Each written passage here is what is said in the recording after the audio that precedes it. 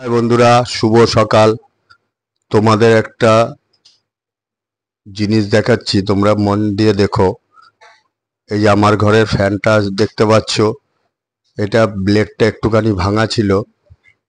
তা আমি ভেবেছি কিছু হবে না, কিন্তু ব্লেডটা যেইভাবে ভেঙেছে, আমার ছেলে বিছনায় পড়াশোনা করছিল, বিছনায় পড়েনি অবশ্য, পড়েছে আমার ওয়ালে।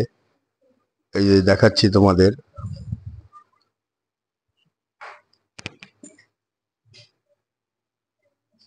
এই যে দেখতে পাচ্ছ, দেখো এখানে পড়েছে।